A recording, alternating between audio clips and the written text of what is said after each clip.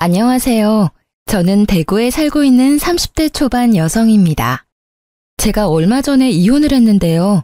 이젠 안 좋은 기억들을 훌훌 털어버리고 싶어서 이렇게 사연 보냅니다. 제 친정 아빠께서는 오랫동안 투병 생활을 하셨어요. 아버지는 동생이 중학생, 그리고 제가 고등학생 때 갑자기 아프셨죠. 다행히 아주 옛날에 어머니께서 보험을 잘 들어놓으셨어요. 덕분에 아빠의 병원비 걱정은 그나마 덜었는데요. 대신 생활비는 벌어야 했습니다. 여자 셋이 살아가기에는 세상은 많이 각박하더라고요. 가장이 없으니 엄마께 다가오는 이상한 사람도 많았고요. 아빠가 건강할 때 도움을 줬던 친척들은 정작 저희가 도움이 필요할 때 완전히 남이었습니다. 엄마는 아빠를 간병해야 했고 저희 자매는 자연스레 대학교 진학을 포기했습니다. 저는 아르바이트를 하며 미용 학원을 다녔어요. 물론 처음에는 많이 혼나고 실수하고 힘들었죠. 어엿한 수석 디자이너의 실장까지 고생했던 시간은 저를 그렇게 성장시켜줬어요. 그러다 제 단골 손님의 소개로 남편을 만나 결혼했습니다. 아빠의 빈자리가 커서 항상 제 가정을 빨리 이루고 싶었거든요. 예, 너는 커트 얼마씩 받아? 저요? 직급 추가 금액까지 하면 성인 기준으로 23,000원이요. 어머, 비싸라. 완전 바가지네. 바가지는 아니고요. 아무래도 미용실 자릿세도 있잖아요. 커트, 샴푸, 드라이까지 꼼꼼히 잘해드리고 있어요. 텃세는 없어? 텃세요? 제가 아무래도 오래됐다 보니까 그런 거는 잘 모르겠어요. 아니, 요즘 단골도 늘고 내가 좀 힘들거든. 그래서 나 혼자로는 안 될 것 같아. 그러세요? 아르바이트 공고 올리는 거 도와드릴까요? 응? 아니, 뭐하러 올려? 이렇게 가까이 있는데. 네? 나 나무랑 일 못해. 하면 너랑 하지. 저요? 그래. 뭐하러 남의 가게 도와주니? 가족 장사 도와주는 게 100배 낫지. 너 샵에서 수수료 떼고 나면 얼마 안 남지 않아? 동네 미용실이기는 해도 너도 알다시피 내 가게가 수입은 좋잖니. 너도 나이가 있는데 원장 소리 들으며 일하는 편이 더 좋잖아. 시모는 틈만 나면 자기 미용실로 저를 스카우트하려고 했습니다. 저는 그럴 때마다 좋게 거절하느라 진땀을 뺐죠. 여보야, 우리 엄마 알잖아. 절대 당신 힘들게 안 할 뿐이라는 거. 왜 고집을 부려? 지금 다니는 미용실은 출퇴근도 힘들고 미래가 없잖아. 미래가 없다니? 여기서 내가 이룬 게 얼마나 많은데. 그리고 만에 하나 샵을 옮긴다 해도 어머니 미용실은 절대 안 갈 거니까 그만 얘기해. 왜 남 좋은 일만 하는데? 당신 보면 완전 우물한 개구리야. 어차피 경력 쌓아서 서울에 있는 샵 갈 것도 아니잖아. 결국은 자기 이름으로 가게 내는 게 목표 아니야? 그럼 더더욱 엄마한테 배우는 게 맞지. 물론 자기가 열심히 하고 잘하는 거 나도 알아. 근데 생각해봐. 몇십 년을 자기 미용실 한 우리 엄마한테 당신이 모르는 노하우라는 게 있을 거 아니야. 동네 미용실이라고 무조건 거절하지 말고 진지하게 고민해봐. 생각해 볼게. 진짜지? 당신 엄마 가게로 오면 얼마나 좋아. 엄마 가게랑 내 가게랑 가깝잖아. 생각만 해본다고 한 거니까 오버하지 마. 저는 정말 싫었어요. 시모랑 같이 일해서 좋을 게 없다고 생각했거든요. 남들이 말하는 그 흔한 고부 갈등도 없었는데 오히려 같이 일하다 시모랑 부딪힐 수 있으니까요. 그런데 하필 그때 제 사정이 여의치가 않았습니다. 엄마가 아빠 병원 계단에서 잘못 넘어지셔서 다리를 다치신 거예요. 다니고 있던 샵에서 스케줄 조정을 하려는데 원장과 합의가 잘 안 됐어요. 그만두는 방법뿐이라고 하더라고요. 몇 년을 다녔는데 그런 부분에서는 확실히 냉정하더라고요. 그래서 저는 엄마 다리가 괜찮을 때까지 일을 쉬었어요. 시모는 그때를 틈타 다시 저를 꼬셨어요. 거봐, 내 말이 맞지? 남의 가게 일하느니 가족 가게가 낫지. 이런 일이 또 생길지 모르잖아. 너도 대비를 해둬야지. 몇 년만 도와주면 내가 너 가게 하나는 열어줄 수 있다. 그러니 다음 주부터 출근해. 저는 그만 실체 없는 그 달콤한 꼬드김에 넘어가 버렸죠.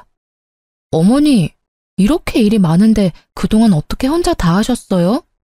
다 노하우가 있으니까 그렇지. 대충 보니까 알바생 한 명은 필요할 것 같아요. 예, 나 혼자서도 하던 걸 이제 우리 둘이니까 더 수월할 거다. 동네 미용실이라서 덜 힘들 줄 알았는데요. 손님이 끊임없이 오더라고요. 조금 쉬려고 하면요. 뭐하니? 틈틈이 치워야지. 머리카락 쓸고 사용한 로트 바로 세척하고.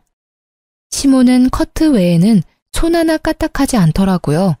샴푸까지 바쁜 저한테 모조리 시키더라고요. 손님들도 기다리는 시간 때문에 지쳐 보였어요. 새로운 애가 샴푸를 잘해요. 손끝에 힘이 좋아. 나는 늙어서 희마리가 없잖아요. 시모는 저를 며느리라고 소개도 안 했어요. 저는 원래 하던 일의 두세 배를 하니 몸이 너무 힘들었습니다. 업무 분담도 없고 모든 청소는 제 몫이었죠. 뿐만 아니라 자기 아들이랑 밥 먹고 들어오기 일쑤였어요. 남편이 시모 가게랑 가까운 곳에 인테리어 집을 하거든요. 둘은 제게 밥을 챙겨 먹었는지 물어보지도 않았어요. 물론 제가 알아서 챙겨 먹으면 되지만요. 저한테 가게를 그렇게 나몰라라 하고 맡기는데 제가 잠시라도 숨 돌릴 틈이 어디 있을까요? 제가 처음 근무할 때 말씀드렸잖아요. 이렇게 둘이서 무리예요. 젊은 친구 한 명 구하시는 게 어때요? 저 매번 밥 먹을 시간도 없어서 커피로 밥 때워요. 어머, 내가 너를 부른 이유가 뭐였니? 남의 손 안 타게 하려고 그런 거잖니? 그리고 내가 너 가게 해주기로 한 거 기억 안 나니? 겨우 이 정도로 너무 엄살이다. 사람을 한 명 더 구하면 인건비는 네 월급에서 제하면 돼? 그리고 내가 늘 말하잖니. 집에서 든든히 챙겨 먹고 나오라고. 미용사가 밥 시간이 어디 있어? 저 월급도 작게 주시면서 더 깎으시려고요? 밥도 교대로 먹으면 되잖아요. 혹시 저 온갖 허드렛 일 시키시려고 부르셨어요? 어머머, 월급은 말이다. 너 적응 기간이 있잖니. 그리고 가족끼리 너무 돈 밝히는 거 아니니? 어머님보다 제가 일을 훨씬 많이 하잖아요. 만약 제가 이 정도로 업무량을 나가서 하면요. 어머님이 주시는 두세 배는 받을 거예요. 어머님은 그 일랑 점심 식사하면서 저는 굶어요? 저 가게 그만둘까요? 가게를 그만둔다는 말을 하자 어머님은 한 발 물러났어요. 문제는 단골 손님들이 더 이상 어머니를 원하지 않으셨죠. 커트 맞죠? 시원하게 치면 될까요? 아니요, 나 며느님한테 자르려고 왔는데. 그래요? 어머 얘, 벌써 내 손님들 가로채 가는 거야? 사람들이 저를 찾아도요. 처음에는 시모가 좋아했어요. 그런데 점점 몸은 편해도 자존심이 많이 상했나 봐요. 미용실에 오는 사람들마다 다 저를 찾았거든요. 참나, 예. 그럴 때는 말이야. 저는 오늘 예약이 가득 차서 어머님이 잘라주실 거예요. 이 한마디가 어렵니? 제가 그래버리면 손님들이 불쾌하지 않으실까요? 뭔 상관이야. 불쾌하면 친절한 나한테 다시 오겠지. 시모는 본격적으로 시집살이를 시작했죠. 제가 손님을 응대할 때 갑자기 부르거나 말도 안 되는 심부름을 시켰어요. 야, 커피. 야, 커피라는 말로 저를 무안하게 하는 건 기본이고요.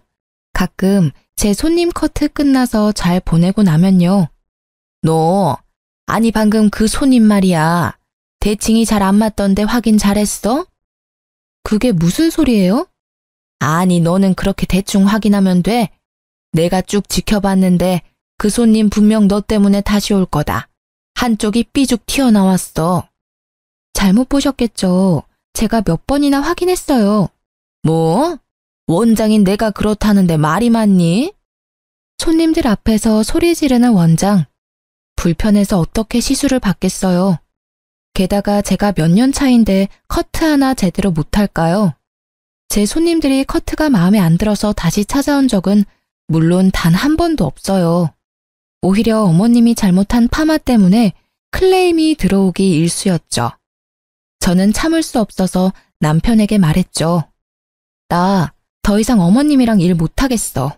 내가 지금 이 나이에 이 경력에 어머님 비위 맞추면서 일해야 해? 하다못해 원래 있던 샵에서도 스태프들한테 그런 식으로 대우하지 않아.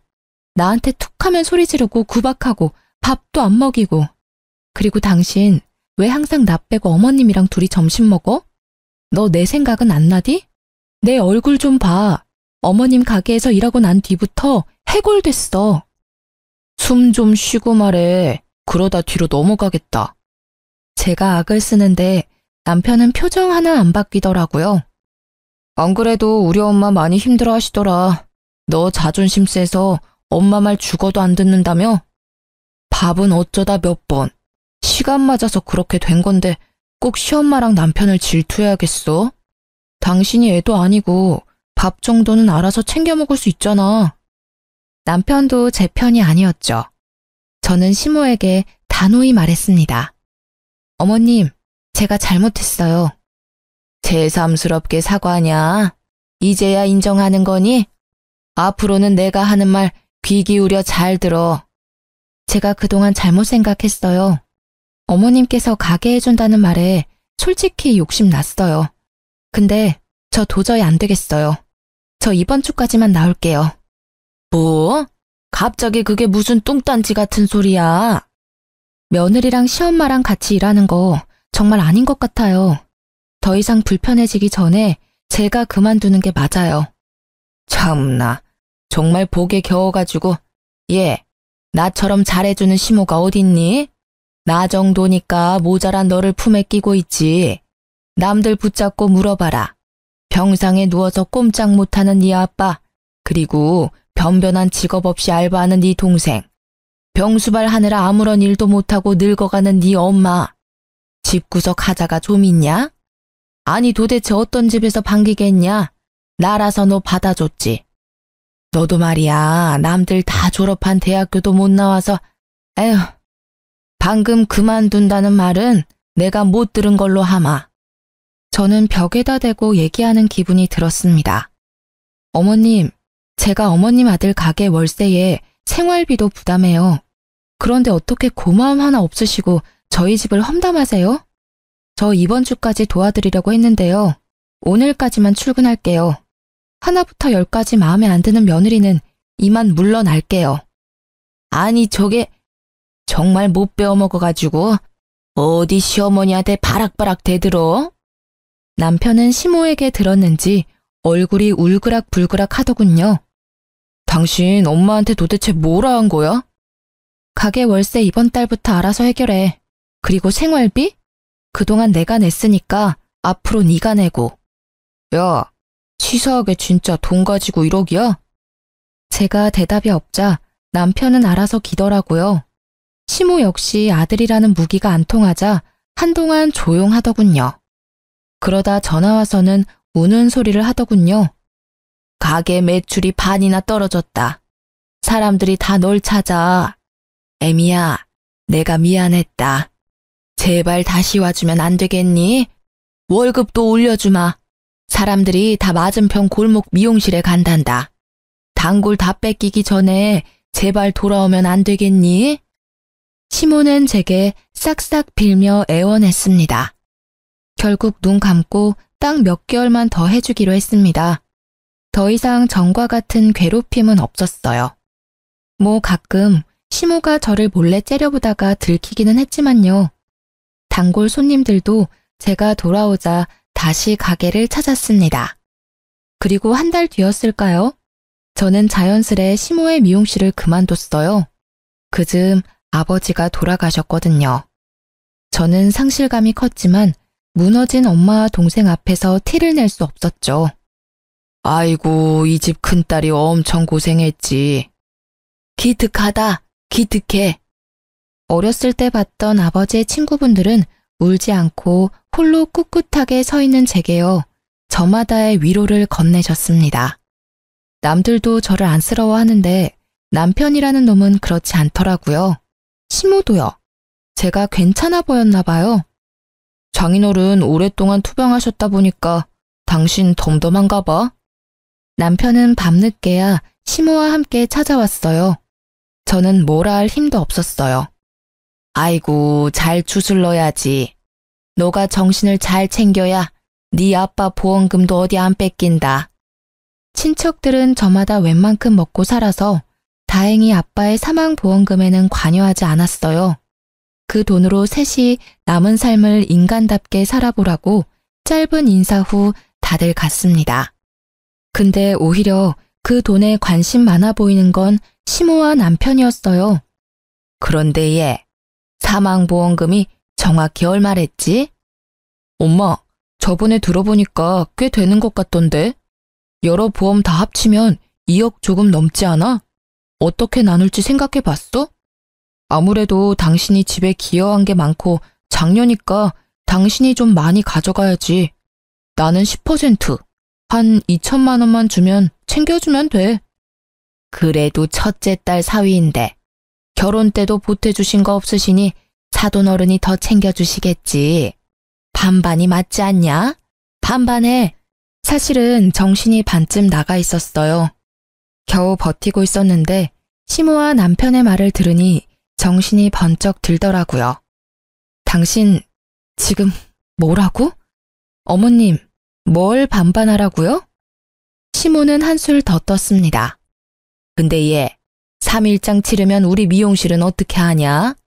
너 돌아와서 예약 손님 더 많아졌는데 어쩐담? 3일장은 아무래도 길지? 요새는 하루 줄여서 2일장 하던데. 그래, 아들 말 잘했다. 시대가 변하니까 장례식 문화도 바뀌더라. 뭐 이틀 정도야 나 혼자 어떻게 버텨보마. 2일장 할 거지?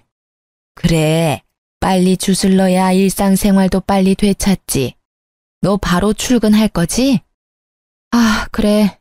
2일장 해. 제가 대답하자 남편이 웃더라고요. 시모도 아주 활짝이요. 저는 천천히 일어서서 주변을 두리번거렸습니다. 마침 알맞은 게 있더라고요. 너 말이야, 네 엄마 장례식이나 2일장 해, 이 자식아. 저는 조문객들을 위한 국화를 한 다발 움켜쥐고요. 남편의 얼굴과 등 보이는 대로 계속 후려쳤습니다. 뭐 하는 거야? 아프잖아. 얘, 너 지금 하늘 같은 남편한테 무슨 짓이야? 그만두지 못해? 야, 다시 말해봐. 다시 말해보라고. 저는 정신없이 국화 다발로 남편을 때렸어요. 조문객들이 별로 없어서 정말 다행이었죠. 제가 멈추지 않고 끝까지 남편을 따라다니니 남편은 그제서야 미안하다고 하고 도망가더라고요. 시모는 사과 한마디 없었어요. 끝까지 저를 표독스럽게 쳐다보더라고요. 시모도 말리다가 몇 번 맞았거든요. 제가 늙은 시모를 어떻게 할 수는 없잖아요. 그렇게라도 복수할 수 있어서 속이 시원했어요. 남편은 결혼하기 전 한 번, 그리고 결혼한 후 한 번, 친정아빠가 위독하실 때 한 번, 그렇게 딱 3번 정도 저희 아빠를 봤어요. 아빠가 눈을 감고 있을 때가 더 많아서요. 어차피 가도 장인어른은 자기를 모르니 갈 필요 없다고 했던 사람이죠. 그래놓고 사위 운운하니 너무 열이 받더라고요. 그나마 다행이라 함은 엄마는 울다 실신하셔서 이 광경을 못 보신 거였어요. 동생도 울다 잠들었고요.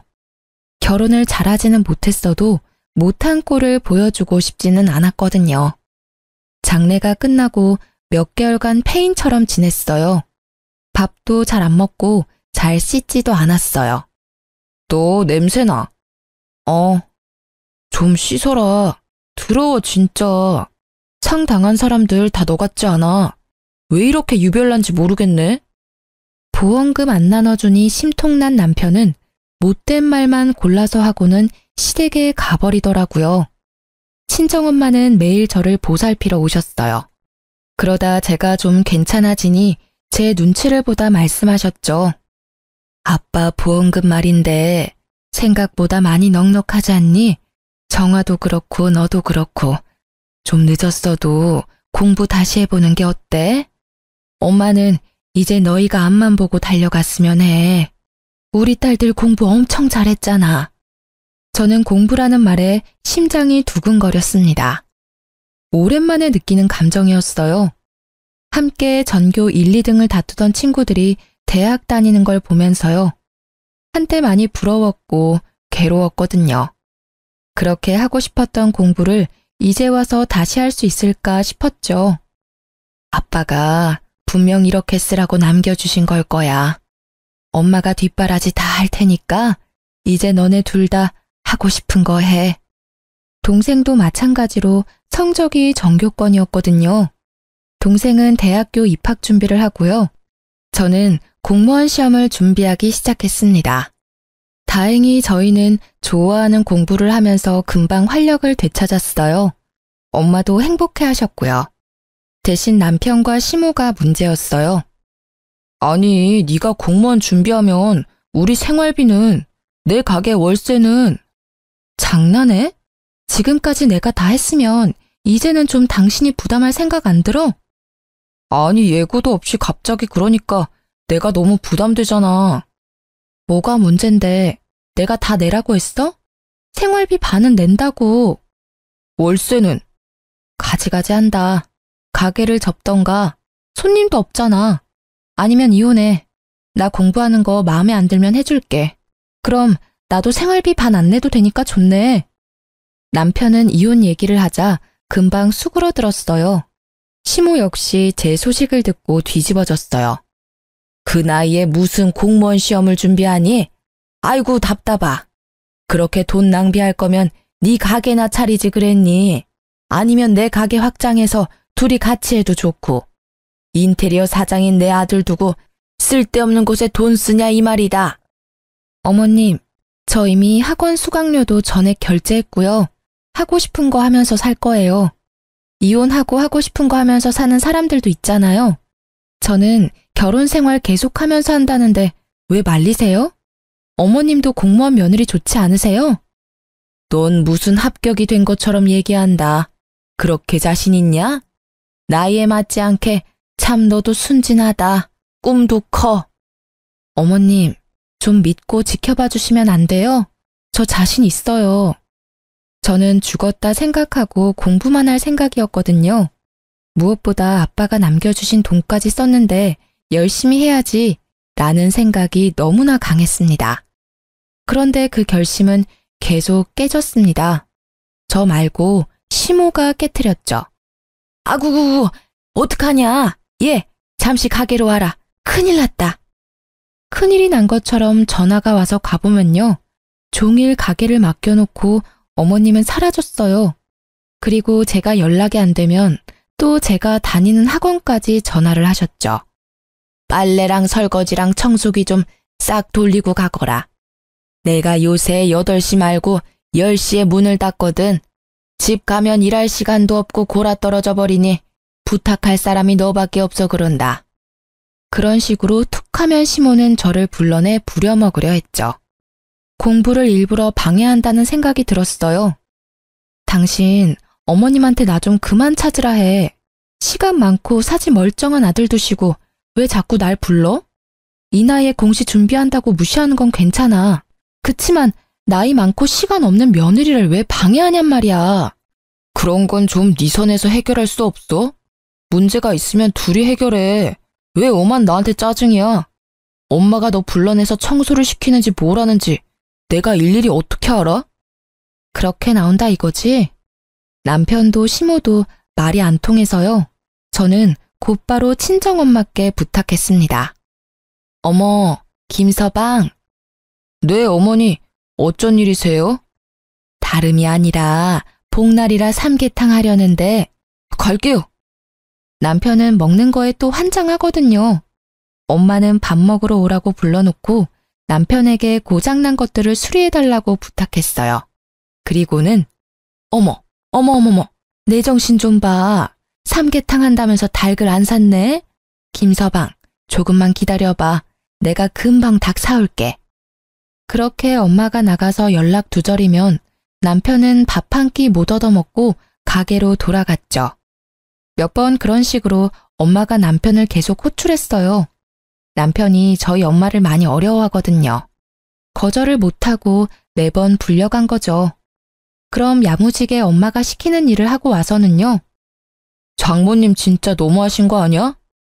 왜? 우리 엄마 뭐? 자꾸 밥 먹으러 오라고 해놓고 일만 시키잖아. 사위 어려운 줄 모르시고. 그래? 그래라니? 그게 다야? 장모님한테 당장 네가 전해. 나 부르지 말라고. 바쁘다고. 내가 왜? 내로남불이야? 나는 내가 어머님 해결하는데 왜 너는 나보고 해결해달래? 엄마랑 둘이서 해결해. 뭐야? 너 설마 복수하는 거야? 장모님 이용해서? 뭔 소리야? 그렇잖아. 네가 시킨 거지? 저는 남편이 했던 것처럼 똑같이 태평하게 굴었어요. 엄마는 주말에도 열심히 임무를 수행하셨어요. 김서방, 굶을까봐 내가 왔지. 우리 같이 수제비 만들까? 반죽 좀 치대봐. 아이고, 그걸로는 어림도 없지. 30분 정도는 계속 쉬지 않고 치대야 해. 김서방, 대청소 한번 하자. 아이고, 청소 안 해봤어? 빡빡 문질러 봐. 며칠 후 남편은 소리도 안 지르고 울면서 말하더라고요. 미안해. 여보, 진짜 내가 잘못했어. 엄마, 연락 앞으로도 다시는 않도록 할게. 저는 바로 대답하지 않고 남편을 빤히 쳐다봤죠. 남편은 고 시모에게 전화해 울부짖었어요. 엄마, 다시는 집사람한테 따로 전화하지 마. 일도 시키지 마. 알았어?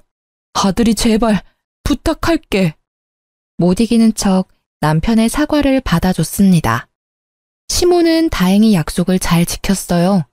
대신 그 시집살이는 엉뚱한 곳을 향하는 듯 했습니다. 죄송합니다. 죄송해요. 정아? 아니, 우연히 시모 가게를 지나가는데요. 제 동생이 시모 미용실 안에서 혼나고 있는 겁니다. 너, 내가 몇 번을 말해. 이렇게 하는 거 아니라고. 손님 귀 다 타들겠다. 정아야. 저는 시모와 동생을 가로막고 섰습니다. 어머님, 이제 하다하다 제 동생까지. 제가 갑자기 나타나자 시모는 놀란 얼굴이었습니다. 네가 왜 여기 있냐? 학원은? 언니. 동생은 제 팔을 끌고 다급하게 절 부르더라고요. 너 여기서 뭐해? 뭐하긴 뭐해, 알바하지. 언니 공부 안 해? 어머, 지 동생 알바하고 싶대서 일을 시켜줘도 나한테 저렇게 소리를 지르네.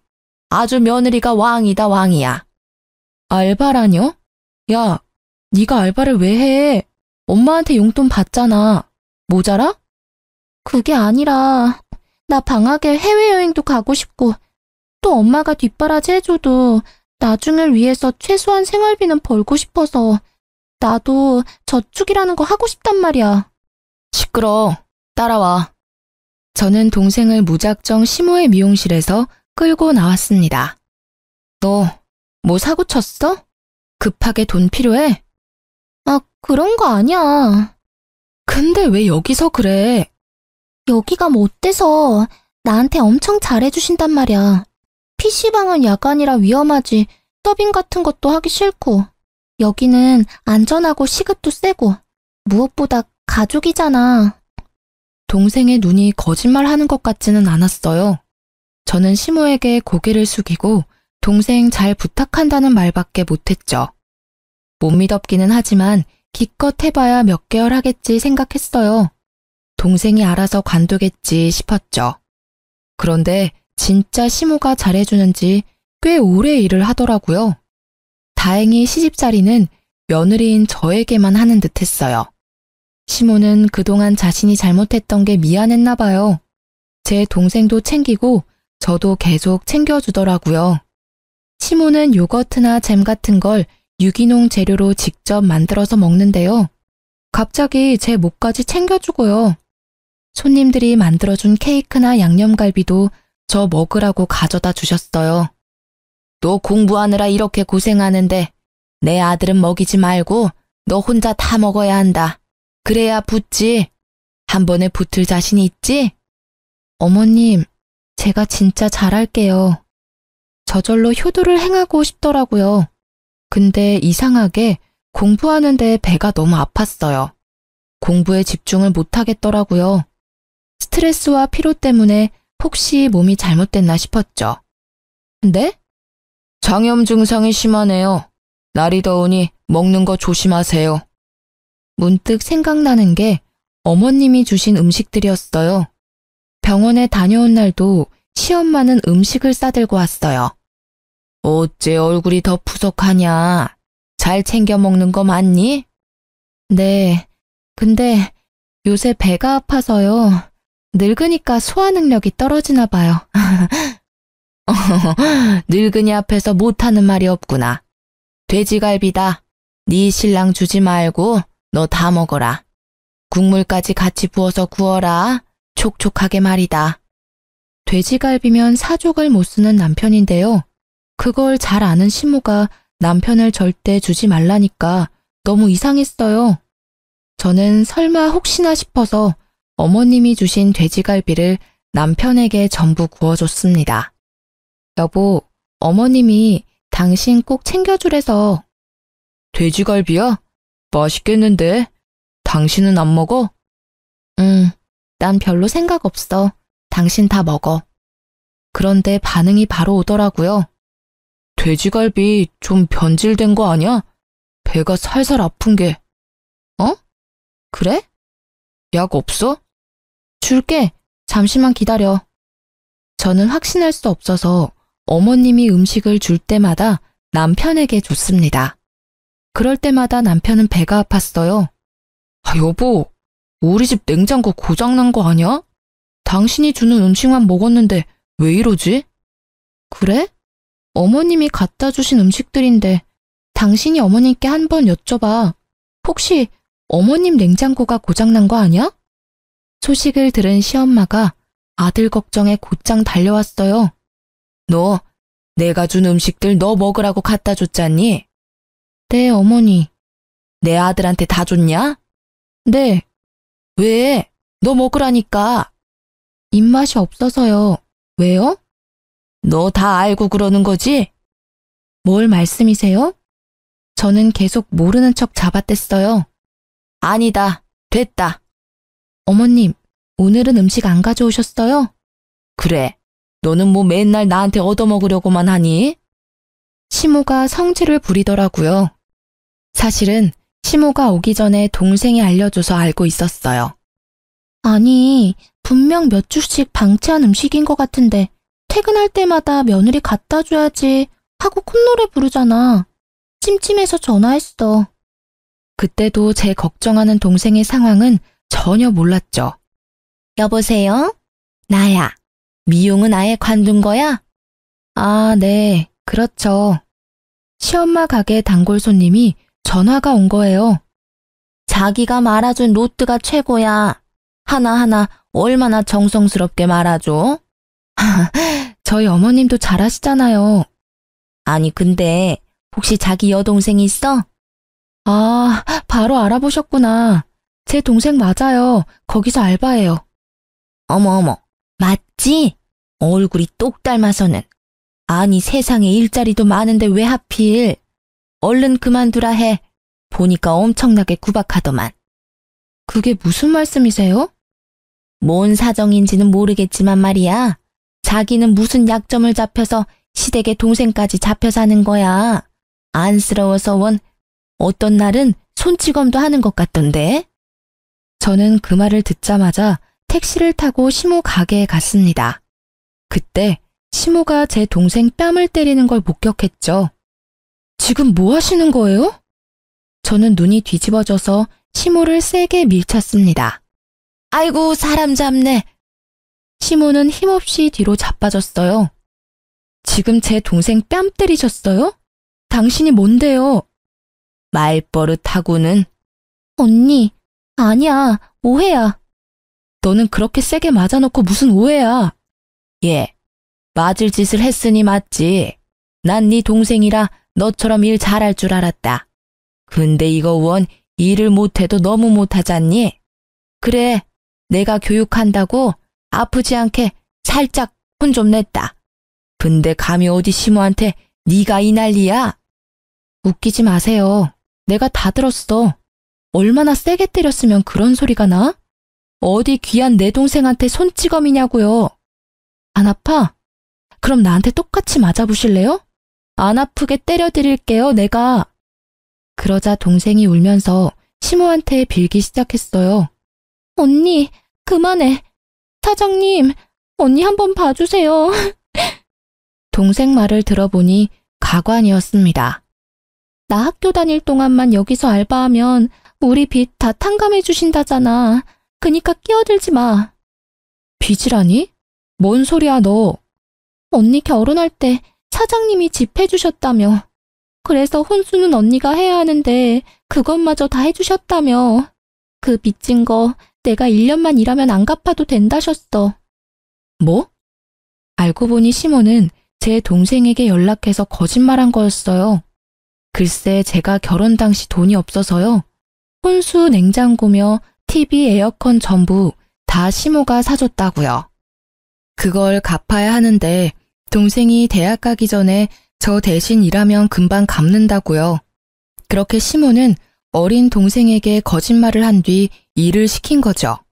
무급에다 밥도 안 주고요.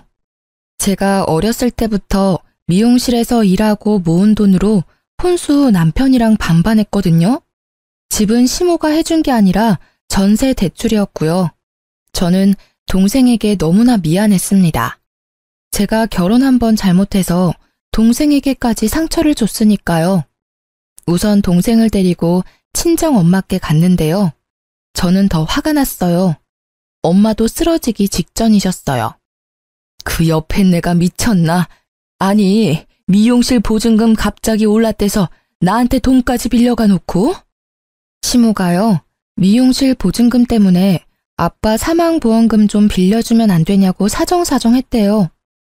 엄마는 마음이 약해서 2천만 원 빌려줬는데 시모는 큰딸 작은딸 할 거 없이 구박하고 있었던 거죠.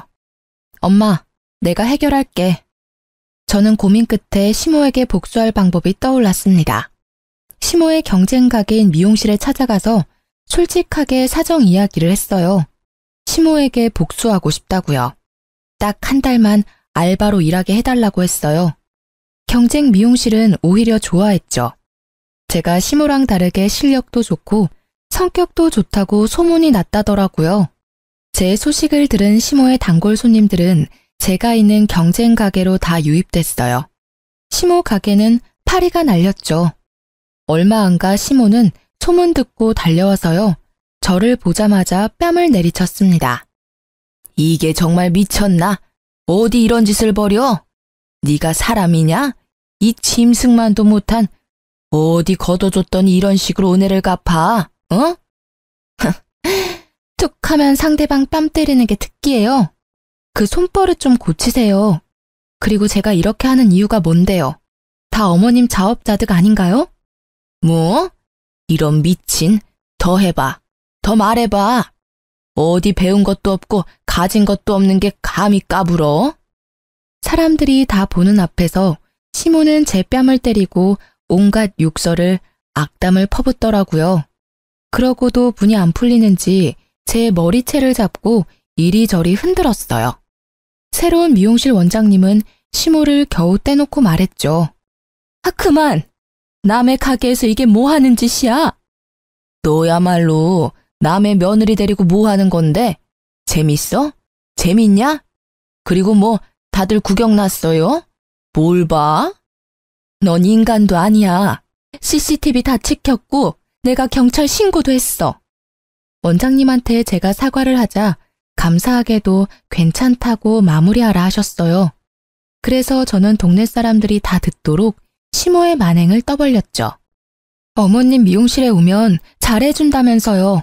근데 허구한 날 구박하고 밥도 못 먹게 하고 여기 있는 분들이 다 증인이에요. 맞아. 얼마나 며느리 구박한지 몰라. 그러니까 난 처음에 며느리인지도 몰랐어. 워낙 하대하니까. 듣고 계신 손님들도 같이 맞장구를 쳐주셨죠. 게다가 친정아버지 장례식 길다고 하루 줄이라 하셨죠. 바로 다음날 출근하라고 하셨죠. 그러면서 아빠 사망보험금 나누자 하셨잖아요. 그게 사람이 할 말이에요? 상 치르고 있는 며느리한테요. 게다가 공시 준비하는 며느리는 상한 음식 먹이고 며느리 동생한테는 거짓말하면서 무급으로 일 시키고 당신이 악마 아니면 뭐예요? 그래놓고 뭐? 우리 엄마한테 돈을 빌려요? 어떻게 2천만 원 빌릴 생각을 하셨어요? 당장 우리 엄마 돈 2천만 원 내놓으세요. 저는 숨이 넘어갈 듯 했지만 빠짐없이 시모의 잘못을 다 나열했습니다. 잘못했다. 한 번만 봐줘라. 미안하다, 제발. 돈 이야기가 나오자 놀랍게도 시모는요. 사람들 보는데도 창피한 줄 모르고 싹싹 빌더라고요. 시모 미용실은 본인의 전부라 끔찍히 소중했나 봐요. 내가 어떻게 하면 되니? 어떻게 하면 네 기분이 풀리겠니? 아가, 내가 잘못했다. 내가 노망이 들었나 봐. 그러려고 그런 게 아니다. 사실은 다 오해가 있는 거야. 내가 설명하마. 내 말 좀 들어주겠니? 시모는 가증스럽게 울면서 제 손을 잡았죠. 어머, 사실인가 보네. 이 원장님, 어쩜 사람이 그래요? 그렇게까지 안 봤는데. 저렇게 예쁘고 똑똑한 며느리 구박을 한다고? 무서워라. 참 무서운 사람이네. 실력도 안 좋은데 인성까지 바닥이었네. 한때는 단골이었던 분들은 저를 위해 같은 마음으로 시모를 나무랐습니다. 저는 시모의 손을 뿌리쳤습니다. 그러자 또 눈이 희번뜩하더니 제 머리채를 다시 잡더라고요. 경찰이 오자 시모는 잠잠해졌어요. 그리고 남편에게는 이혼 서류랑 2천만 원 준비하라 했습니다. 남편은 제 바지가랑이를 붙잡고 이혼만은 안 된다 했어요. 여보, 제발 한 번만 봐줘. 엄마랑 나한테 기회를 한 번만 주라. 그래? 그럼 어머니 경찰에 신고할게. 괜찮지? 그럼 진짜 이혼은 안 할 거야? 남편은 웃기게도 시모를 신고하라고 하더라고요. 시모 앞에서도요. 엄마, 이 사람한테 진심으로 사과하고 이번 기회에 좀 뉘우치세요. 뭐? 아들, 너 방금 뭐라고 했냐? 어머니가 잘못하신 건 어머니가 책임지시라고요. 시모는 냉정한 남편을 보고 눈시울을 붉히더라고요. 저희 이혼 안 하는 조건으로 어머님 경찰에 신고하기로 했어요. 괜찮으시죠? 네가 기어코 내 아들을 감히 네가 나를 능욕해? 시모는 또 제게 달려들었고요. 남편은 그런 시모를 막아섰습니다. 엄마, 좀! 시모는 가슴을 치며 울어댔어요. 아이고, 내가 널 어떻게 키웠는데 어떻게 네가 이래? 저는 둘을 내버려 두고 친정에 갔습니다. 그래서 이혼을 안 했냐고요? 아니요, 변호사 고용해서 이혼 잘했습니다. 구질구질한 남편 때문에 좀 길어졌지만요. 그리고 시모도 사귀죄로 고소했어요.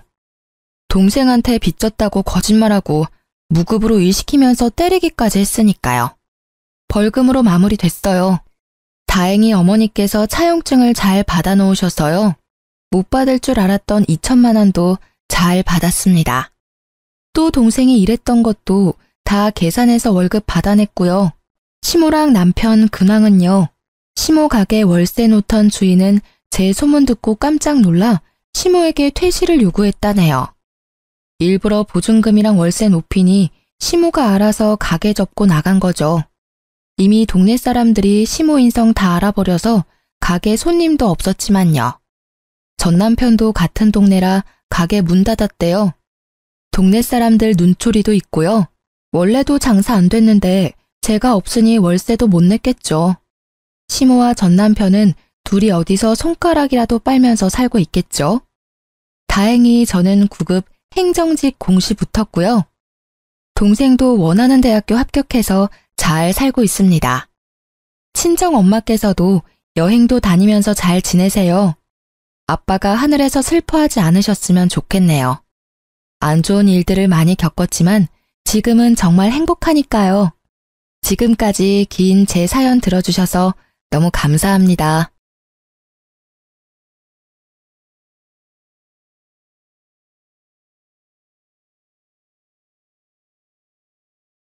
안녕하세요. 저는 30대 후반 여자입니다. 여러분은 헛똑똑이란 말을 들어보신 적이 있나요?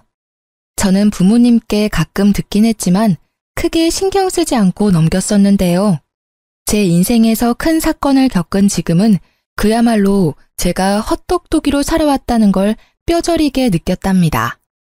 저는 학창 시절부터 공부도 열심히 하고 주어진 일도 잘 해내서 주변 사람들에게 똑 부러진다는 말을 자주 듣고 살아왔는데요. 저를 정말 잘 아시는 부모님은 제가 똑똑한 척하는 헛똑똑이라서 막상 제 몫도 잘 챙기지 못하고 허튼 짓을 한다는 걸 잘 알고 계셨던 거죠. 이제는 정말 그렇게 살지 않으려고 더욱 일도 열심히 하고 사람 관리도 허투루 하지 않으며 지내고 있는데요. 얼마 전에 가장 비참했던 시절에 저를 가장 힘들게 만들었던 사람을 우연히 마주치게 되었답니다. 바로 전 신우였는데요. 제가 다니는 회사 안의 화장실에서 딱 마주치고 말았죠. 손을 씻고 있는데 누군가 뒤에서 쏘아보는 시선이 느껴져서 돌아보니 신우가 한쪽 입술만 픽 올리면서 저를 비웃고 있는 게 아니겠어요? 아니, 이게 누구야? 원수는 외나무 다리에서 만난다더니 안 그래도 한 번 만나면 머리털 좀 다 뜯어놓고 싶었는데 하필 면접 보는 회사에서 만날 게 뭐야? 여전히 말버릇 고약한 건 여전하네. 면접 보러 왔으면 남의 회사에서 진상 부리지 말고 얌전히 있다가 가. 그리고 짜증나니까 아는 척 하지 말고. 참나, 누가 누구한테 짜증난대? 그쪽 때문에 내 일진이 지금 재수가 없거든?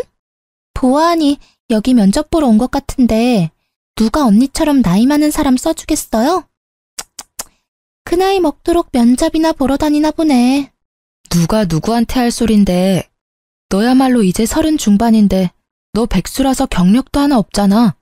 뭘 믿고 면접 볼 생각을 하니? 저는 인상을 팍 쓰며 눈썹을 올리는 신우의 어깨를 팍 치고 화장실을 나가버렸어요. 그리고 당당하게 면접 장소로 걸어 들어갔죠. 제가 들어가자 이미 면접장에 앉아있던 직원들이 일어나서 인사를 건넸답니다. 맞아요. 저는 이 회사의 이사로 재직 중이랍니다. 몇 년 전에 이혼한 뒤에 더욱 스펙을 쌓아서 지금의 회사의 임원으로 이직을 성공할 수 있었는데요. 전에 다니던 회사보다 작지만 앞으로 수요가 많은 분야의 회사라서 만족하며 다니고 있답니다. 오늘 고객 서비스 센터 직원들을 더 뽑으려고 면접을 보는 자리인데 신우이를 여기서 본 거죠. 저는 신우이가 들어오기만을 기다리면서 다른 사람들을 차례로 면접을 봐나갔답니다. 그리고 드디어 신우이가 다소곳한 표정으로 면접장 안으로 들어오더군요. 정상적인 사람 흉내를 내고 있으니 기가 막혀서 혼자 헛웃음까지 나오더라고요. 신우이가 깍듯이 인사를 하고 고개를 들었고 차갑게 신우이를 보고 있는 저와 눈이 딱 마주쳤어요. 신우이가 저를 보고 제 앞에 이사라는 팻말을 보고는 동공이 마구 흔들리면서 얼굴이 새하얘지더라고요. 다른 직원들의 질문에 덜덜 떨면서 제대로 답도 못하는 신우이를 한심하게 바라보며 예전 결혼 생활을 떠올렸답니다. 사회에 나와서 만났으면 상대도 안 했을 신우이 때문에 죽고 싶을 정도로 힘들었을 때가 있었죠. 도대체 어떤 사연일지 궁금하시죠? 제 이야기를 한번 들어봐 주세요. 저는 사내 연애로 오랫동안 만났던 남자와 헤어지고 1년 동안 방황을 했었어요. 저도 그랬고 회사 사람들도 당연히 결혼까지 할 거라고 생각했지만 그 남자는 아니었던 거죠. 그렇게 30대 중반이 되니 마음이 급해져서 소개팅을 많이 하게 되었는데요. 그 중에 한 명이 바로 전 남편이었던 거죠. 남편은 저를 만나자마자 이렇게 말하더라고요. 제가 어머니 때문에 그동안 소개팅을 참 많이 했습니다. 그런데 오늘 같은 느낌은 처음입니다. 이런 걸 첫눈에 반했다고 하는 걸까요? 처음 만나자마자 느끼한 말을 해대서 사실 처음부터 호감이 가진 않았어요. 하지만 남편은 자기의 말을 증명이라도 하듯이 정말 열정적으로 구애를 했답니다.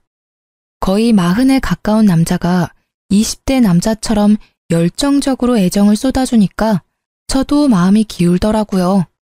직업도 대기업 팀장이라 연봉도 나쁘지 않았고 홀어머니와 여동생과 같이 산다고 했지만 가족 문제가 그렇게 크게 결혼의 걸림돌이 될 거라는 생각은 안 했던 것 같아요. 연애는 6개월 정도 하고 프로포즈를 받게 되었는데 짧은 시간이지만 자기 어머니에 대한 애틋한 마음을 자주 내비치긴 하더라고요. 우리 어머니가 나랑 여동생을 키우시느라 정말 고생을 많이 하셨어. 특히 내가 취직할 때까지 용돈 주셔가며 도와주셨지. 그래서 난 진짜 어머니한테 잘하고 싶어. 우리 부모님도 나 키우느라 고생 많이 하셨어. 어느 부모님이든 다 애틋하고 그렇지. 결혼 전에 말하고 싶은 게 있는데 물론 나도 최선을 다할 거야. 하지만 우리 효도는 각자 하자. 요즘 다 그런 거 알지? 어차피 분가해서 우리 둘이 사는데 양가 부모님들 뭐 얼마나 보겠어. 우리도 각자 일하느라 바쁘고.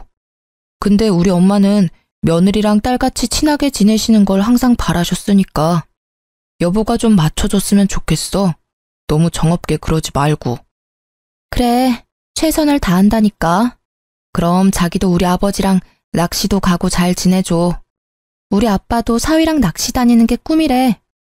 제가 그렇게 말하니 남편은 꿀 먹은 벙어리처럼 아무 말도 하지 않더라고요. 그래서 알아들었나 생각했는데 지금 생각하면 계속 이런 문제로 다투면 결혼을 못할까봐 참았던 것이죠.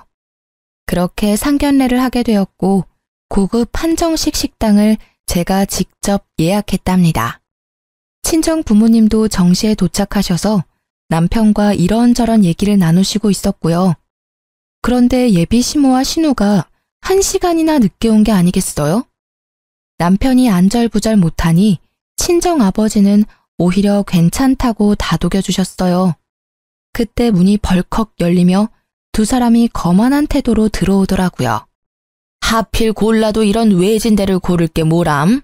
택시도 안 잡히고 차는 또 어찌나 막히는지. 오빠, 우리한테 뭐라고 하지 마. 이런 식당을 잡은 게 문제지. 아, 짜증나. 배고파 죽겠네. 두 사람은 미안하단 말을 한마디도 하지 않고 오히려 당당하더라고요. 친정 부모님의 표정이 점점 굳어지는 걸 보자 제가 더 민망해졌답니다. 결혼식 날짜는 6월 20일로 받았는데 어떠신가요? 이날이 가장 좋다고 하는데요. 아, 안 돼요. 나 유럽 여행 갔다가 오는 날이 24일이니까 그 이후로 해요. 여행이요? 이미 예약을 다 한 거예요? 항공권도 다 샀어요? 아니, 아직 산 건 아닌데 이미 친구들하고 날짜 다 맞춰서 안 돼요. 아, 더 늦게 해요. 결혼식이 뭐 대수라고. 네? 오빠 결혼식이 여행보다 더 중요하죠. 제가 알아보니까 식장도 21일이 제일 저렴하고 조건도 좋아요. 좀 양보해 주시면 안 될까요? 예, 21일 말고 그 다음 주 주말로 하면 되지. 일주일 차이가 뭐 그리 대수라고 그래? 벌써부터 신우이를 이기려고 하니? 우리 아들같이 잘난 남자랑 결혼하면 받아들일 건 받아들여야지. 사부인, 안 그래요? 갑자기 친정아버지가 물컵을 쾅 하고 세게 놓으셨어요. 어머니가 얼른 아버지 손을 잡아 말리고 분위기는 순식간에 얼음처럼 차가워졌답니다. 화가 난 아버지를 보고 시모가 그제야 말을 아끼더라고요. 결국 결혼식 날짜는 다시 잡아보기로 하고 그 비싼 밥도 먹는 둥 마는 둥 한 채로 상견례가 마무리되었죠. 집으로 돌아오는 내내 친정 부모님은 아무 말씀도 없으시더라고요. 시모와 신우의 얼굴을 떠올리니 저도 마음이 심란해져서 결혼하는 게 잘하는 일인지 헷갈렸죠. 집에 돌아와서 아버지가 딱 한마디 하시고 방으로 들어가시더라고요. 이 결혼 다시 생각해봐라.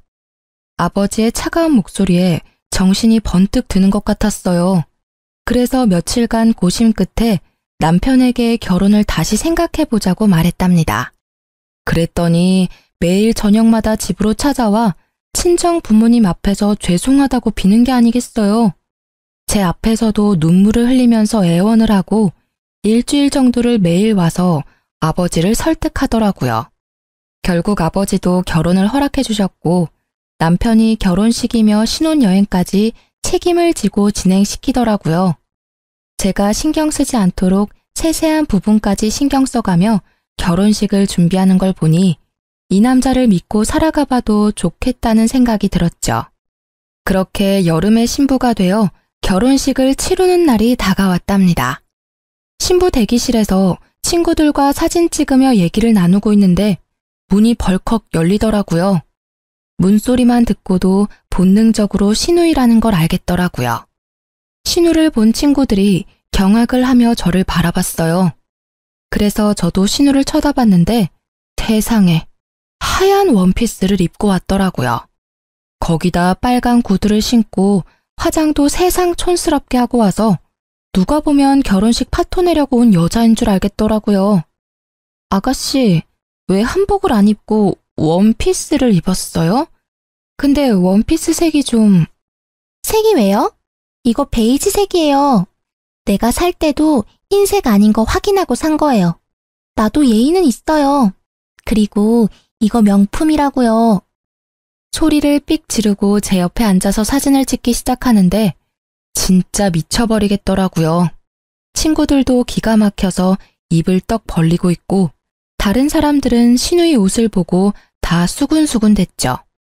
그렇게 결혼식이 시작되고 정신이 하나도 없이 버진로드를 걷고 여차저차 결혼식이 마무리가 되었어요. 사진 찍는 순서가 되고 신우가 제 옆에 딱 서자 그제야 정신이 번쩍 들더라고요. 다행히도 제 가방순이 친구가 신우의 옆을 파고들어 제 옆에 서주더라고요. 덕분에 하얀 옷 옆에 하얀 옷이 되는 참사는 피할 수 있었답니다. 그렇게 정신없이 사진을 찍고 부케도 던지고 마무리가 되었어요. 그때 갑자기 시모가 앞으로 떡하니 나와 사진사를 부르는 게 아니겠어요? 이제 다 찍은 거죠? 그럼 나 좀 찍어줘요. 여기 배경도 멋있고 좋네. 얼른요. 사진사가 영문을 몰라 쳐다보니 시모가 얼른 의자를 하나 가져와서 가운데에 딱 놓고 앉더라고요. 자자, 얼른 찍어줘 봐요. 오늘처럼 이렇게 화장하고 한복 곱게 입었을 때 독사진 좀 찍어두려고 그래요. 저는 너무 황당하고 하객들 보기에도 부끄러워서 남편을 푹 찔렀어요. 지금 어머니 뭐 하시는 거야? 왜 갑자기 사진을 찍으신다는 거야? 좀 말려봐. 아니, 오늘 예쁘게 하고 오셨다고 나중에 쓰실 영정사진 좀 찍으신대. 뭐? 지금 뭘 찍는다고? 제정신이야? 자기도 알고 있었어? 남편은 어깨를 으쓱하더니 뭐가 대수라는 듯이 오히려 놀라는 저를 이상하게 바라보기까지 하더라고요. 사돈도 오늘 한복 곱게 입으신 김에 한 장 찍어둬요. 이게 다 돈 버는 거니까.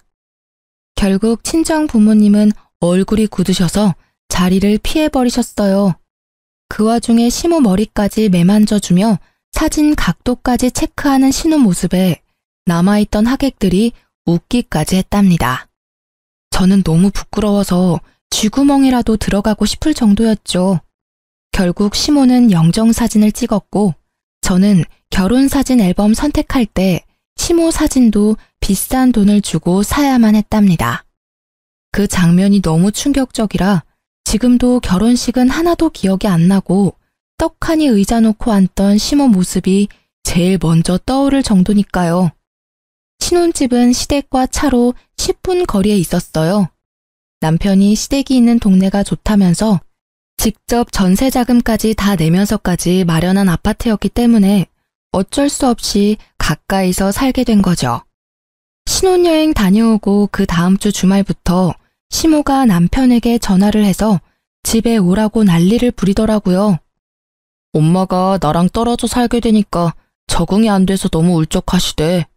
토요일마다 집에 와서 같이 밥 먹자는데 가면 안 될까? 매주 토요일마다 가자고? 그건 좀 너무하지 않아? 나도 쉴 시간은 있어야지. 그럼 일요일은 우리 집에 매주 갈 수 있어? 아니잖아. 지금은 초반이니까 좀 맞춰드리고 점점 안 가면 되지. 너무 깐깐하게 굴지 말고. 일단 이번 주는 가는 거다. 알았지? 그렇게 토요일에 시댁에 가게 되었는데요. 진짜 너무 가기 싫었지만 신혼이니 좋은 게 좋은 거란 심정으로 따라 나섰죠. 저녁 5시쯤 도착해서 나가서 외식을 하던지 배달을 시켜 먹으려고 생각을 하고 있었는데요. 시댁에 딱 들어가니 시모가 제 인사도 받지 않고 고갯짓으로 주방을 가리키는 게 아니겠어요? 황당했지만 주방으로 들어가 봤는데 싱크대 가득 장봐온 채소며 고기들이 쌓여 있더라고요. 어느새 제 옆으로 다가온 시모가 말했어요. 어디 이제 시집을 왔으니 솜씨 좀 보자. 오늘은 간단하게 갈비찜이랑 잡채 좀 해봐라. 내가 너 힘들까봐 장까지 미리 다 봐뒀다. 이런 시어머니가 어딨니? 전 요리 잘 안 해봐서 갈비찜 같은 건 못해요. 나가서 외식하면 안 될까요? 너는 나이가 몇인데 음식도 못하는 게 말이 되니? 앞으로 명절이며 제사며 어떻게 하려고 그래? 너는 이 집안의 큰 며느리야. 얘가 아주 정신을 빼놓고 살았네. 니네 엄마는 여지껏 뭘 가르친 거야? 그리고 못하는 게 어딨어? 지금부터 배워. 요즘 인터넷 보면 만드는 법 다 나와 있잖아. 보면서 해봐. 시모는 저만 남겨두고 거실로 가버렸죠.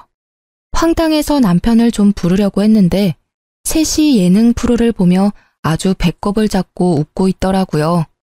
진짜 어이가 없어서 남편과 눈 좀 마주치려고 계속 애쓰고 있는데 시모가 저를 매서운 눈으로 째려보면서 얼른 하라는 식으로 또 고갯짓을 했죠. 저는 하는 수 없이 갈비찜 만드는 법을 검색해서 따라해보기 시작했어요. 처음 만드는 거니까 시간도 오래 걸리고 정신도 없고 미치겠더라고요. 혼자 불 앞에서 땀을 뻘뻘 흘리며 요리를 하고 있는데 신우가 어슬렁거리며 주방으로 들어왔죠. 뭐 타는 냄새 나는 것 같은데? 언니 진짜 잡채도 처음 해봐요? 그래놓고 어떻게 결혼을 할 생각을 했지?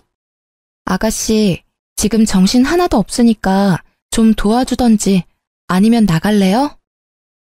무서워. 네, 나갈게요. 오늘 안에는 먹을 수 있으려나 몰라. 그러면서 제가 썰어놓은 당근을 하나씩 빼서 먹는 게 아니겠어요.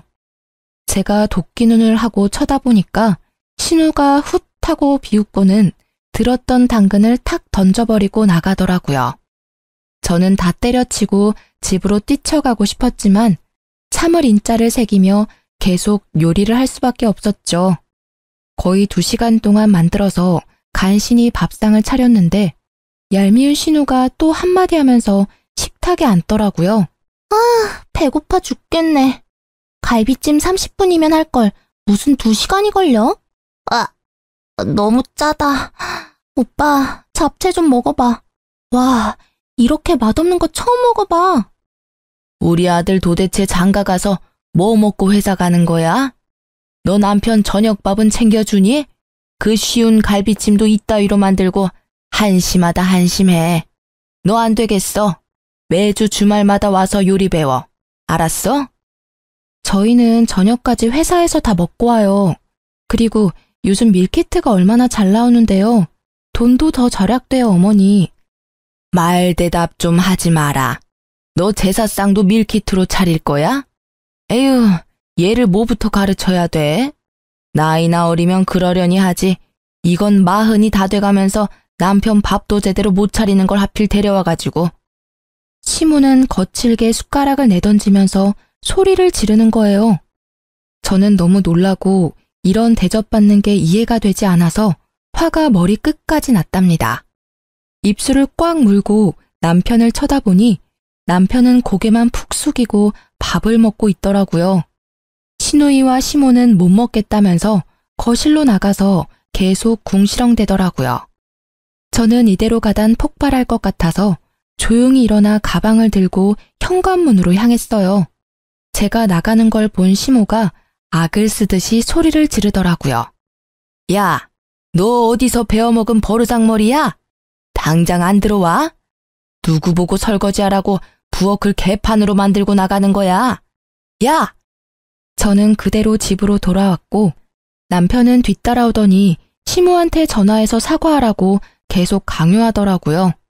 그런 남편도 꼴 보기 싫어서 아무 말도 안 하고 일주일 동안 냉전이 이어졌답니다. 시모와 신우는 하루에 수십 개씩 메시지를 보내는데 스토커도 이렇게는 안 할 것 같네요. 소름까지 끼쳐서 아예 며칠은 핸드폰을 끄고 살 정도였답니다. 특히 어이가 없는 건 제가 그렇게 가버렸는데도 신우가 매주 금요일마다 먹고 싶은 메뉴를 보내는 거였어요. 도대체 무슨 생각으로 사는 건지. 진심으로 신우이가 덜 떨어져 보이기까지 했어요. 그러거나 말거나 읽지도 않고 철저히 무시해버렸죠. 퇴근하고 와서 저녁 먹고 쉬고 있는데 갑자기 초인종이 막 울리는 게 아니겠어요. 깜짝 놀라서 옆에 있던 남편을 쳐다보니 남편도 영문을 모르겠다는 표정으로 확인을 해보더라고요. 아니나 다를까 신우가 저승사자처럼 서 있더라고요. 언니, 왜 연락을 안 받아요? 혹시 나 차단한 거예요? 진짜 기가 막히네. 무슨 일인데 야밤에 집까지 찾아와요? 급한 일이 있으면 오빠한테라도 연락하면 되잖아요. 엄청 급한 일이니까 내가 쫓아온 거죠. 나 내일 갑자기 면접이 잡혀서 내일 입고 갈 옷 좀 빌려줘요. 언니는 회사 다니니까 정장 많잖아요. 신우는 통보하듯 말하고는 거침없이 안방문을 열고 들어가더라고요. 너무 황당해서 얼른 뒤따라갔는데 벌써 옷장을 열고는 제 옷들을 뒤적이고 있었어요. 아니 이게 지금 뭐 하는 거예요? 왜 남의 옷을 막 뒤져요? 그리고 아가씨랑 나랑 사이즈가 다른데 어떻게 입으려고요? 얼마나 차이 난다고 그래요? 가지고 있는 옷 중에 좀 사이즈 넉넉한 거 없어요? 아니, 내가 당장 옷을 사달라는 것도 아니고 한 번 빌려 입는다는데 뭘 이렇게 야박하게 굴어요? 그래, 내일 면접 본다는데 당신이 좀 좋은 마음으로 옷 좀 챙겨줘. 이 옷 괜찮네. 나 이거랑 이 블라우스 가져가도 되죠? 어? 이 가방 내가 갖고 싶었던 건데. 나 내일 한 번만 들고 갔다 오면 안 돼요? 가방은 안 돼요. 나도 큰 마음 먹고 산 거라 몇 번 들지도 않았어요. 옷만 가져가요. 아, 언니. 새 것도 아니고 쓰던 건데. 내일 한 번만 빌려줄 수 있잖아요. 정없이 뭘 그렇게 딱 잘라요? 딱 한 번만요. 그럼 잘 쓸게요. 제가 말릴 새도 없이 신우는 가방이랑 옷들을 가지고 현관문으로 질주를 하더라고요. 현관문까지 휑하게 열어놓고 가버린 걸 보니 기가 막혀도 진짜 한참 막히더라고요. 남편도 제가 한마디 할 줄 알고 슬그머니 화장실로 들어가서 나오지도 않고 저는 혼자 냉수를 벌컥벌컥 들이켜고 화를 식혀야만 했답니다. 하루만 입고 돌려준다더니 옷과 가방을 가져간 지 벌써 한 달이 흐르고 있었어요. 저는 남편을 앞세워서 시댁으로 찾아가 봤죠. 아니 그렇게 전화를 해도 받지도 않더니 네가 무슨 바람이 불어서 집까지 다 왔냐? 온 김에 저녁이나 해서 먹고 가라. 역시나 제가 집안에 들어가자마자 시모는 밥 타령을 하기 시작하더라고요. 저는 시모의 말을 무시하고 신우이의 방으로 들어갔어요. 얼마나 정리를 안 하고 사는지 돼지우리가 따로 없더라고요. 저는 신우 옷장을 열어 제 옷을 찾기 시작했죠. 저 구석에 돌돌 말려서 처박힌 블라우스를 발견할 수 있었어요. 옷을 펼쳐보니 세상에 김치국물 자국이 길게 나 있는 게 아니겠어요? 제가 비싸게 주고 산 실크 블라우스였는데 그걸 가져가더니만 마구 더럽혀 놓은 모습에 화가 머리끝까지 났죠. 더럽혔으면 빨아놓기라도 해야 하는 거 아닌가요?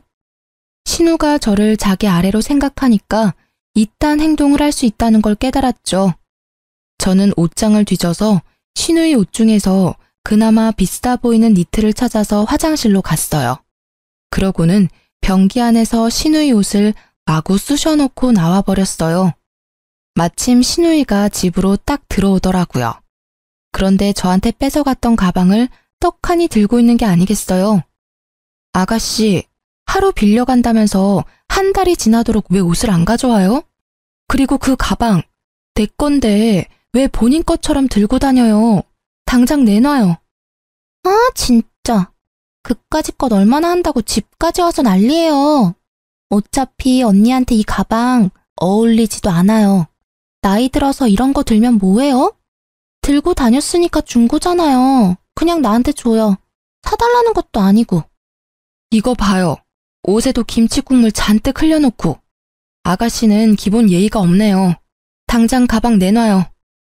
저는 신우이 손에서 억지로 가방을 뺏어서 현관으로 가버렸어요. 그때 시모가 달려와서 제 팔을 잡고 저를 휙 돌려 세우더라고요. 야, 이게 보자 하니까 우리 귀한 딸한테 뭐 하는 짓이야? 새언니가 돼가지고 신우이가 면접 본다면 정장 한 벌 쫙 사줄 생각을 해야지.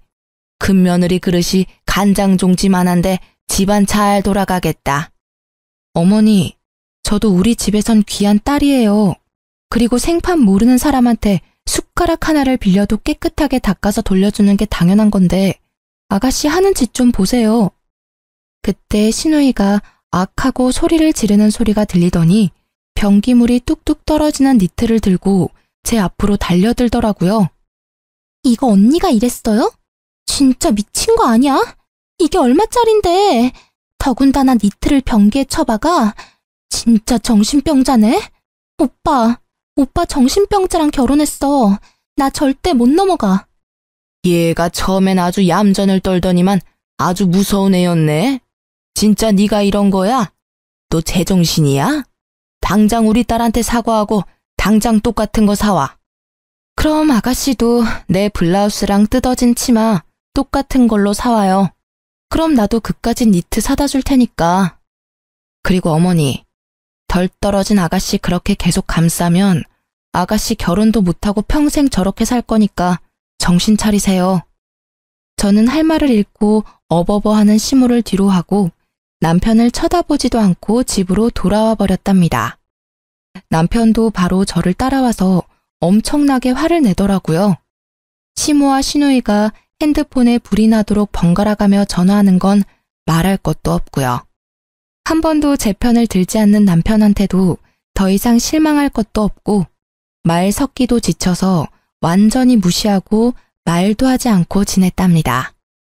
한 달 넘게 남편과 말도 하지 않으니까 남편도 기가 죽었는지 제 눈치를 살살 보며 지내더라고요. 저는 그 사이에 남편에게 모든 정이 다 떨어져 버려서 남편이 쩝쩝대며 밥 먹는 모습도 꼴보기가 싫을 정도였어요. 그래서 될 수 있으면 야근까지 하고 집에 늦게 들어왔답니다. 주말에도 근무를 지원해 남편과 함께 있는 시간을 최대한 만들지 않으려고 했어요. 그렇게 몇 달이 지나고 잠잠하던 시모가 슬금슬금 연락이 오기 시작하더라고요. 신우도 이번 주 메뉴를 적어서 보내기 시작하는데 진짜 정신이 이상한 게 아닌가 하는 생각까지 들었어요. 일반적인 사람이라면 이럴 수가 없잖아요. 하루는 제가 정신없이 일을 하다가 전화가 와서 확인도 안 하고 받았는데 앞불싸 신우이더라고요. 이제야 전화를 받네요. 엄마가 이번 주 토요일에 와서 닭볶음탕 만들어서 같이 먹재요. 그럼 지금까지 했던 행동들 용서해주고 다시 잘 지내본다니까 장 봐서 일찍 와요. 내가 용서받지 못할 행동한 게 있나요? 아가씨가 나한테 잘못을 빌어야 될 것 같은데. 아가씨 면접 붙었어요? 떨어졌죠? 그럼 지금 하는 일 없는 백수잖아요. 아가씨가 어머니한테 닭볶음탕 좀 만들어서 효도 좀 해봐요. 됐죠? 말 다 했어요? 나도 알바 하거든요. 나한테 이렇게 대한 거 엄마한테 다 말할 거니까 알아서 해요. 내가 엄마 대신 좋게 말해보려고 했는데 안 되겠네 진짜. 저는 픽 비웃어주고는 전화를 끊어버렸어요. 그날 밤 늦게 집에 들어갔는데 남편이 저를 기다리고 있었는지 소파에 다소곳이 앉아있더라고요. 그러더니 바로 어디론가 전화를 걸더니 대뜸 저한테 핸드폰을 넘겨주는 게 아니겠어요? 인상을 쓰며 전화를 받았더니 시모가 악을 쓰기 시작했죠. 야, 네가 뭔데 시어미를 무시해? 네 부모가 그렇게 가르치든? 너 내가 내일 네 회사 쳐들어가서 다 깨부수고 망신 주기 전에 토요일에 장 봐서 집으로 튀어와. 알아들었어? 저는 시모와 전화를 끊고 남편을 쏘아보았어요. 당신 솔직히 몇 달째 시댁에도 안 가고 안부 전화도 안 하고 너무한 거 아니야? 나한테 쌀쌀맞게 구는 건 내가 참을 수 있는데 우리 엄마한테는 그러지 마. 나 키우느라 얼마나 고생을 하셨는데. 며느리랑 좀 잘 지내고 싶으시다는데 도대체 왜 그래? 그럼 당신은 왜 우리 집에 전화도 안 하고 가지도 않는 건데? 신우가 나한테 미안하다고 상식적으로 한마디만 했어도 내가 이렇게 정 떨어지진 않았어. 아니, 사위랑 며느리가 같아. 사위는 손님이라잖아. 손님이 전화하냐? 그리고 그거 옷 몇 푼이나 한다고 그 난리인지 난 지금도 이해가 안 된다. 가족끼리 싸우기도 하고 화해하고 그렇게 사는 거 아니야? 당신 너무 이기적인 거 알아? 토요일에 무조건 가는 거야. 역시 남편과는 대화가 전혀 통하지 않았어요. 그놈의 닭볶음탕이 이렇게 저를 힘들게 할지는 상상도 못했는데 말이죠. 저는 작년 이맘때쯤에 저를 떠올려 봤어요. 시댁과 남편과 엮이지 않았을 땐 자유롭고 홀가분한 삶을 살았었는데 지금은 너무나 숨이 턱턱 막혀왔어요. 결혼하지 말라는 친구들의 말이 그냥 행복에 겨운 투정인 줄 알았는데 진심이었을 것 같다는 생각이 들었죠. 왜 결혼을 했는지 너무나 후회되고 할 수만 있다면 작년으로 시간을 되돌리고 싶었답니다. 결국 토요일에 장을 봐서 남편과 시댁으로 갔죠. 집 안으로 들어가 보니 시모와 신우는 저를 아는 척도 안 하고 텔레비전을 보고 낄낄대고 있더라고요. 저도 말 섞기 싫어서 바로 주방으로 들어가서 재료를 손질하기 시작했어요. 닭을 데치고 있는데 시모가 어느새 쓱 들어와서 제가 하는 걸 보고 있더라고요. 닭볶음탕 해보긴 했니? 닭 냄새 안 나게 잘해라. 네 남편이 얼마나 냄새에 민감한 줄 아니? 전 시모 말에 대꾸도 안 하고 요리를 해나갔어요. 시모가 머쓱해졌는지 알아서 주방을 나가더라고요. 그렇게 닭볶음탕이 완성되었고 저는 식탁에 한 상 차려놓았죠. 와, 냄새 좋은데? 맛있어 보이네. 처음인데도 그럴듯한데? 먹어봐야 아는 거지. 아니 하면 이렇게 잘하면서 왜 그렇게 튕겨? 세 사람 다 숟가락을 들고 먹기 시작했죠. 저는 가만히 앉아서 바라보기만 했답니다. 아, 이게 뭐야? 토할 것 같아. 왜? 얘, 이게 뭐니? 아우 짜! 소금을 들이부었어? 어머, 그렇게 짜요? 제가 처음 해봐서 맛을 잘 모르겠더라고요. 먹어봐도 계속 싱거워서 소금을 좀 더 넣었는데.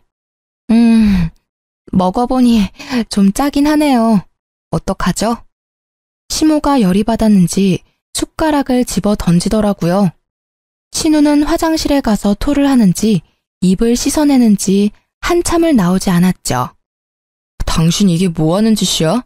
진짜 실수한 거 맞아?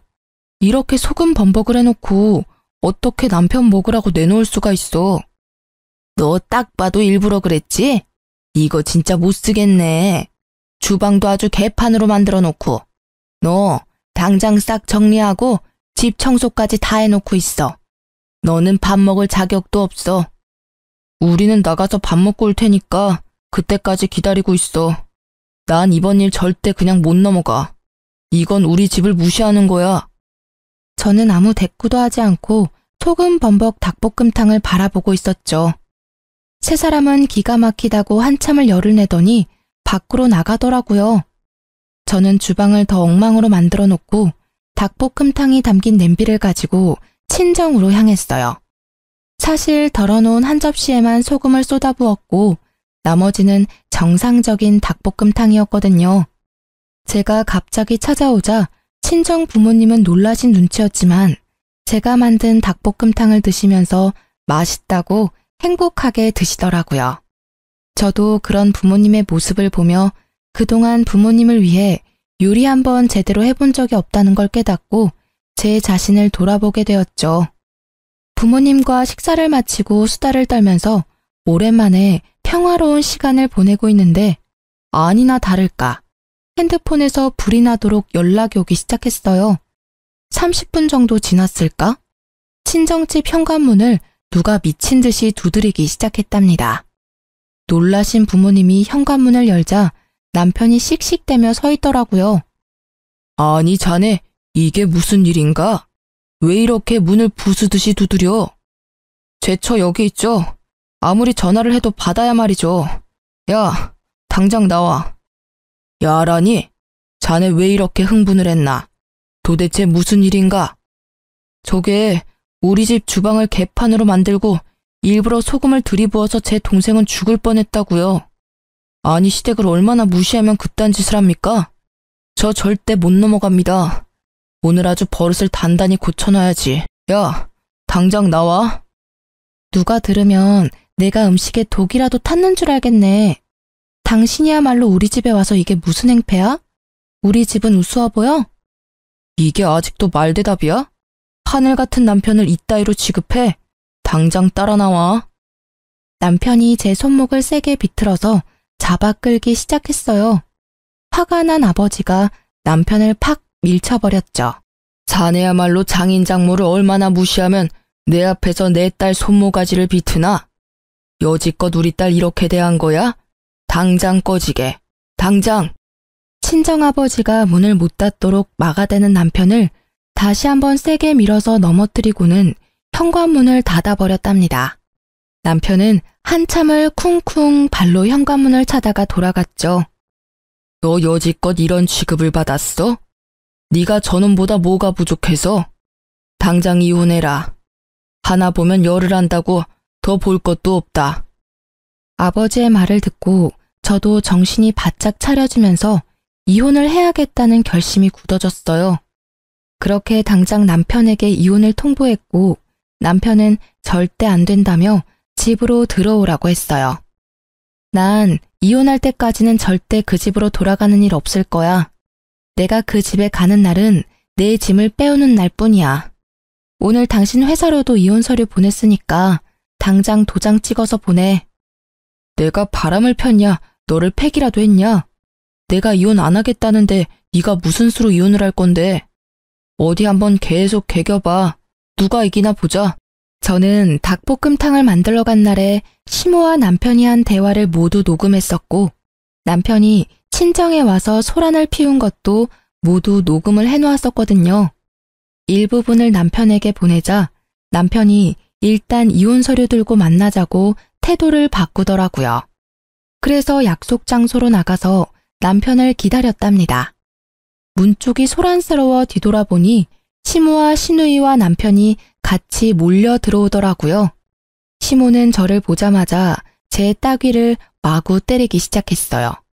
저는 너무 놀라서 대응도 못하고 몸이 굳어버렸죠. 누구 마음대로 이혼이야? 너는 내가 오늘 버르장머리를 확실히 고쳐놓을 거야. 니까짓 게 뭔데 우리 집안을 무시하고 쑥대밭으로 만들어? 그것도 모자라서 우리 아들을 이혼남 만들겠다고? 이게? 지금 저 때린 거 후회하실 텐데요. 누군 이혼녀 되고 싶어서 되나요? 제 인생도 그쪽 때문에 아주 더럽게 꼬였네요. 보자 하니까 우리 엄마한테 뭔 말버릇이야? 이번엔 신우가 달려들어 제 머리채를 잡고 흔들기 시작했어요. 제가 신우의 팔목을 마구 핥히어대자 시모가 제 팔을 붙들지 뭐해요. 제가 무차별적으로 당하고 있는데 남편은 그 모습을 보고만 있더라고요. 여기요. 경찰 좀 불러주세요. 사장님! 제가 소리치자 시모가 제 입을 틀어막기까지 하더라고요. 경찰이 올까봐 무서웠는지 저를 끌고 밖으로 나가려고 하길래 안간 힘을 써서 주저앉아 버티기 시작했답니다. 사람들이 신고를 했는지 다행히도 금방 경찰이 출동했고 다 같이 경찰서로 향했어요. 제 인생 처음으로 경찰서에 와서 조사도 받고 결혼하고 참 별일을 다 겪는다 싶었죠. 저는 경찰에게 폭행죄와 협박죄로 세 사람 모두 고발하겠다고 하고 진술서를 적기 시작했고 그 모습을 보던 세 사람이 펄쩍 뛰었죠.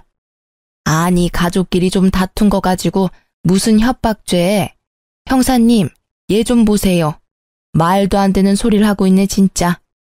혜언니가 좀 정신이 이상해서 우리가 좀 주의를 준 거예요. 그리고 뭐 증거 있어요? 우리가 때린 증거 있냐고요. 참나, 증거는 차고 넘치네요. 목격자도 많고 카페에는 CCTV도 있습니다. 일단 고소 진행한다니 조사 들어가면 알게 되겠죠. 경찰 말을 듣고는 시모가 갑자기 제 손을 덥석 잡고 비굴하게 미소를 짓더라고요. 아유, 예. 내가 너무 화가 나서 정신이 어떻게 됐었나 보다. 정말 미안하다. 우리 서로 간에 이해하고 용서하고 다시 잘 지내보자. 우리 가족 아니니? 저를 정말 가족으로 생각하셨으면 그렇게 개 패듯이 패진 않았겠죠. 아니죠. 키우던 개도 그렇게는 안 때리겠어요. 저는 절대 합의도 고소 취하도 안 할 거니까 법대로 해요. 형사님, 계속 진행해주세요. 남편이 점점 일이 심각하게 돌아가는 걸 느꼈는지 저에게 조용히 말하더라고요. 고소 취하하면 이혼해 줄게. 원하면 지금 당장 도장 찍어줄게. 저는 바로 가방에서 이혼 서류를 꺼내서 남편에게 내밀었어요. 남편은 바로 도장을 찍어 건네줬죠. 일단 고소를 나중으로 미루고 이혼 서류부터 접수했고 시댁에게 폭력을 당했다는 증거가 있어서 좀 더 빠르게 판결을 받을 수 있었어요. 그렇게 1년이 채 넘지 않은 결혼 생활의 종지부를 찍게 되었답니다.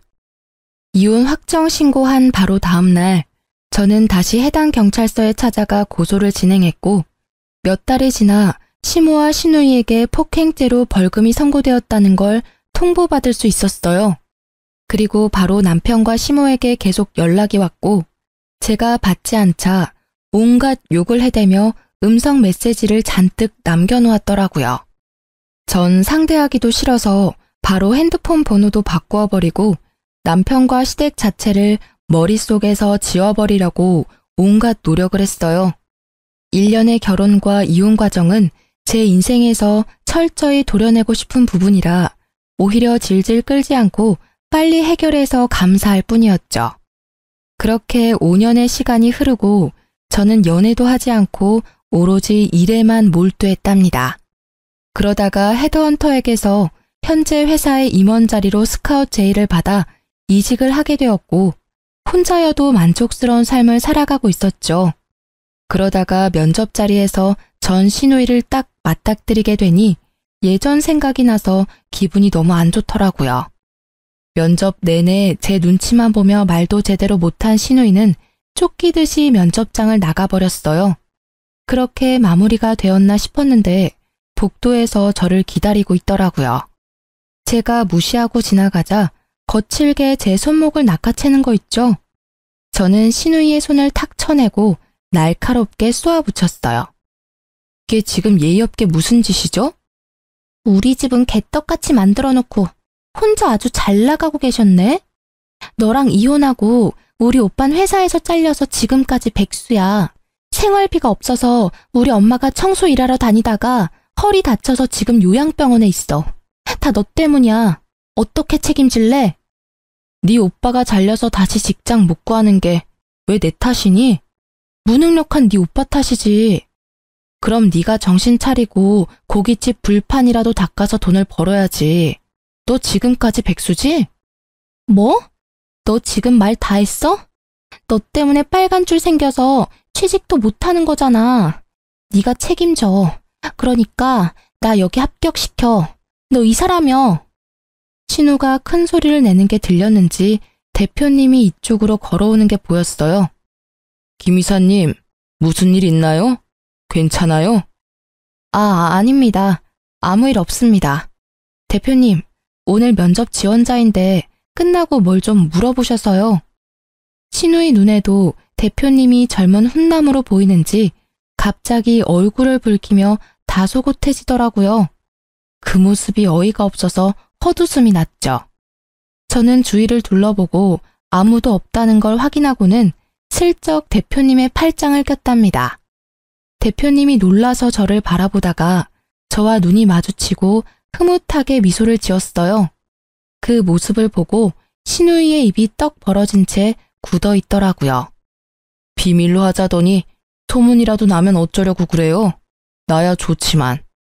사실 저는 대표님과 1년 넘게 사내 연애 중이었답니다. 저보다 4살이 많은데 일만 하느라 여지껏 연애도 많이 해보지 않았던 대표님과 매일 야근하며 붙어 있다 보니 이성적인 감정이 싹 트더라고요. 슬슬 결혼 얘기가 나오고 있어서 곧 회사에도 알릴 예정이긴 했지만 신우의 부끄러워하는 얼굴을 보니 일부러 보여주고 싶었달까요? 합격자는 내가 결정하는 게 아니라 서류 전형과 면접 점수를 합산해서 공정하게 선발할 예정입니다. 합격자 발표까지 기다리세요. 입술을 씹으며 저를 노려보는 신우이를 뒤로하고 대표님과 함께 사무실로 돌아갔죠. 당연히 합격하지 못했고요. 다시는 마주치고 싶지 않을 뿐입니다. 전 매일을 바쁘게 일하며 지내고 있고 대표님의 프로포즈를 받아 곧 결혼식을 올릴 예정이랍니다. 이번엔 아픔 없는 결혼 생활을 이어나가고 싶은 마음이 크네요. 하지만 가장 소중한 건 제 자신이니까 항상 저를 첫 번째로 두고 살아가려고 한답니다. 여러분도 자기 자신을 최고로 여기는 삶을 사시길 바라면서 제 사연을 이걸로 마칠게요. 들어주셔서 감사합니다. 모두 행복하세요.